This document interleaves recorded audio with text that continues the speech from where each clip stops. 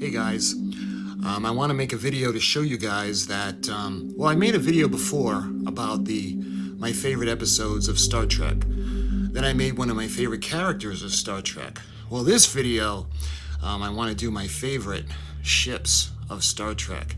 So I think we're going to do my top favorite 15 ships of all time. And just like the other videos, this one might differ from what you think. So this is my opinion and my opinion only. So enjoy the video. Starting off at number 15 is the USS Enterprise, NCC 1701, from the Star Trek 2009 reboot. Although I'm not really a fan of the Kelvin timeline, the Enterprise is pretty cool. Redesigned by J.J. Abrams, this version is often referred to as the J.J. Prize. The nacelles are squeezed a little bit too close for my taste, but on screen, it is still really, really impressive. Number 14, the USS Defiant, NX 74205, seen in Star Trek Deep Space Nine.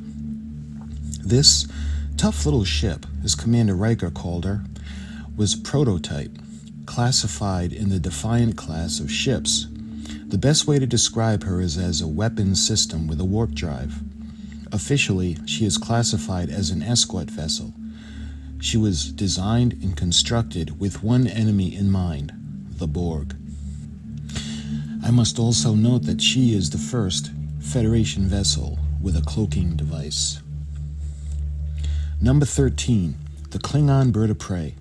When it comes to the bird of prey, I have mixed feelings on them. Yes, the captured bird of prey from Star Trek III, The Search for Spock, did in fact save Earth in Star Trek IV, The Voyage Home. But that ship was the reason the USS Enterprise NCC 1701 was destroyed. True, at the time the Enterprise was to be decommissioned, but at least there was the possibility that she could be upgraded. It is also worth noting that the bird of prey has different classes and different sizes. There was also an experimental bird of prey, one that could actually fire while cloaked, and that was commanded by General Chang. Number 12. The Romulan warbird is seen in Star Trek The Next Generation. How many times do we think of seeing Tomalak and his sourpuss each time we see the warbird? Yes, there have been many different commanders of the Romulan birds of prey we have seen in Star Trek The Next Generation, but I always wanted to see the Enterprise destroy his the most. Overall, the Romulan warbird is very impressive. Very huge and very impressive ship that has disruptors as well as a cloaking device at its arsenal.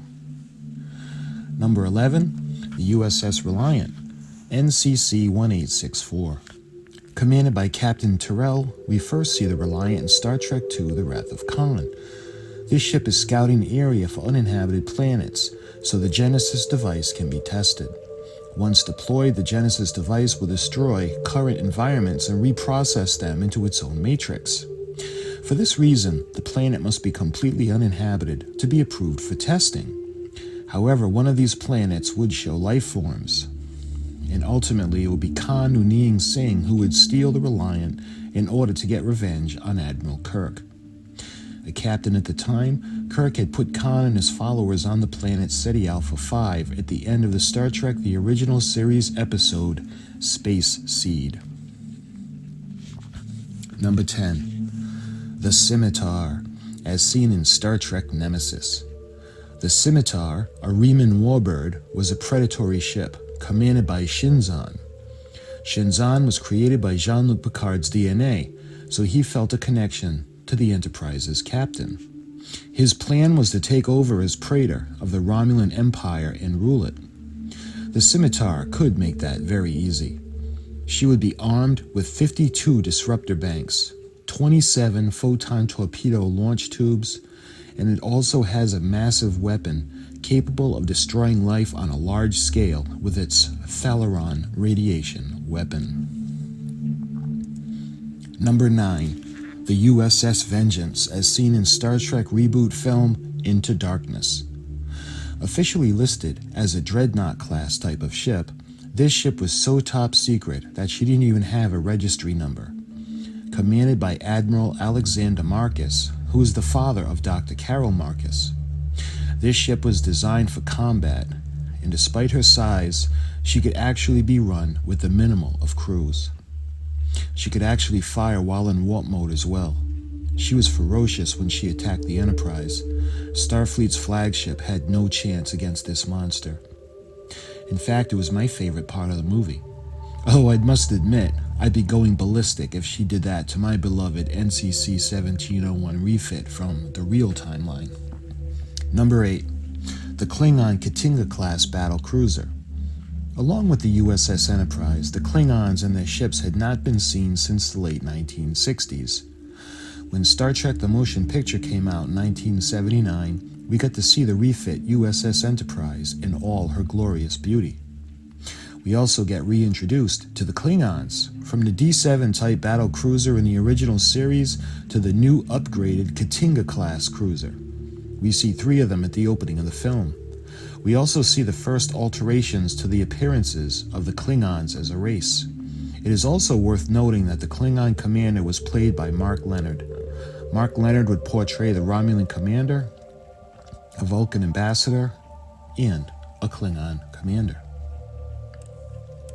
Number 7. The Romulan bird of prey is seen in Star Trek, the original series. Speaking of Mark Lenard, we are introduced to his first Star Trek character in Season 1 of Star Trek, the original series. This episode was titled Balance of Terror, and would be the first time we see the Romulans, as well as the ships that they used. The Romulan model ship would only be used for this episode, and this model would disappear, and it would be decided later that the high cost of developing the Klingon ship models were to be utilized in later episodes of the Enterprise incident as a Romulan ship. And it was noted that the Romulans had began using the Klingon D7 battlecruiser type designs. This episode would also mark the first time that we see the cloaking device. Number 6. Kronos 1, as seen in Star Trek VI, The Undiscovered Country. This massive ship was Chancellor Gorkon's flagship. We are introduced to her as she meets the USS Enterprise NCC 1701A under the command of Captain Kirk. Kirk's job is to officially escort the Chancellor and Kronos 1 deep into Federation space for peace talks. However, the Chancellor's ship would be attacked, and the Chancellor himself would be killed by assassins. Everything would be made to look like it was the Federation's fault.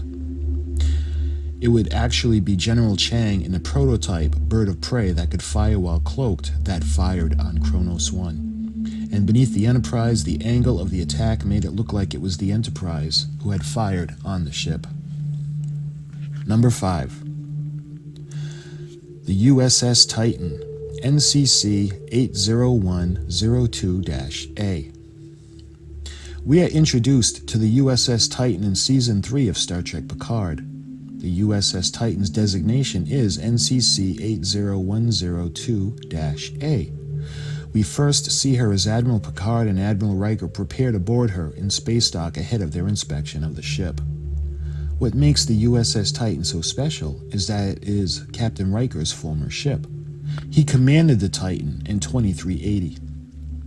He assumed command of the ship when he left the USS Enterprise NCC 1701E. This version would see her totally refit and updated, as well as being redesigned. Her current captain would be Captain Liam Shaw, and she would be classified as a Neo-Constitution-class starship. Number 4. USS Enterprise NCC 1701C, as seen in Star Trek The Next Generation.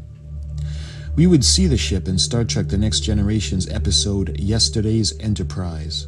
Listed as an ambassador-class starship, she was commanded by Captain Garrett. We are introduced to the Enterprise NCC 1701C when she appears through a time rift. As soon as she comes out of the anomaly, the entire timeline would change. The Federation became involved in a long-time war with the Klingon Empire, and Captain Picard would actually say that defeat was inevitable. The Enterprise D bridge became much darker as well, and the crew wore firearms. It would also reintroduce us to Lieutenant Tasha Yar, who was head of security before her death had turned the duty over to Mr. Worf. The death of Captain Garrett would see the Enterprise C head back to her own timeline with Lieutenant Richard Castillo in command and Lieutenant Tasha Yar transferring over to serve at the tactical station. She was granted a transfer by Captain Picard. They would return to Narendra 3 in the Enterprise C at the exact time it had left, and once she was destroyed upon returning, defending the Klingon outpost, the timeline would be restored. 3. The USS Defiant, NCC 1764, as seen in the Star Trek episode The Tholian Web. The Defiant is a Constitution-class ship. We are introduced to her as the Enterprise is searching for her and detects what may be the missing Defiant. The ship appears to be phasing in and out, and after inspection of the ship and the discovery of her dead crew, it was determined that the section of space they were in was dangerous to their existence. Adding to the problem, introduction a race known as the Tholians. The Tholians had claimed the space as their own territory. At the time of their arrival, the Defiant had already phased out. An exchange of fire would later result in the Tholians constructing a containment field around the USS Enterprise. We would later be reintroduced to the USS Defiant in the Star Trek Enterprise series. The episode In a Mirror Darkly, we see where the Defiant phased to. It's in Tholian space, and the ship has been taken apart in order for the Tholians to gain the knowledge of the ship. Archer and his crew would board the ship and eventually put enough of her back together to activate her and escape. Once the power of the ship was demonstrated, Acting Captain Archer refused to simply hand it over to Admiral Black. Number 2. The USS Enterprise NCC 1701D, as seen in Star Trek The Next Generation. Since Star Trek went off the air in the late 1960s, we would have to wait until 1979 to once again see Kirk, his crew, and our beloved USS Enterprise. Star Trek films had shown us not only an updated and refit USS Enterprise, but also her replacements as well. We would see the NCC 1701A, as well as the NCC 1701B. But in 1987, Star Trek would once again return to television sets across America. We would see a whole new crew of a brand new starship and a newer United Federation of planets. We are introduced to the USS Enterprise NCC 1701D, a new Galaxy-class starship. She would be commanded by Captain Jean-Luc Picard. This new Federation flagship would have the familiar primary hull, secondary hull, and driven by twin warp-drive nacelles. But this Enterprise would be much larger and more powerful than that of Captain Kirk's. We are introduced to her in Star Trek The Next Generation's premiere episode, Encounter at Farpoint. Number 1. The USS Enterprise NCC 1701, as seen in Star Trek The Original Series and Star Trek The Motion Picture. Come on, this couldn't have been a surprise. Yeah, I know. In a list of my favorite all-time Star Trek characters, I ended with number 1 being the Enterprise as well. But, in my opinion, the Enterprise is my favorite character of all time and my favorite ship of all time. And she is also a ship, so she's going to make the top of both lists. We are introduced to her in Star Trek The Original Series, the pilot episode The Cage. That episode introduces us to her as she majestically flies through space headed towards Talos 4. There were subtle changes to the ship also in the episode Where No Man Has Gone Before, but became more of the beloved Starship Enterprise we would grow to love after the first 2 pilot episodes. I must also point out that I am including the ISS Enterprise in this as well, as seen in the episode Mirror Mirror. After she would complete her historic 5-year mission, she would be taken in for an overhaul and a refit. The next time we would see her would be in 1979 Star Trek The Motion Picture. As a young boy in a movie theater, I fell in love with her all over again, as I watched her majestically and gracefully glide out of space dock and head into warp. Her beautiful glowing inner chiller grills on the nacelles to the beautiful blue glowing deflector dish made for a more advanced and powerful ship than we had seen her last.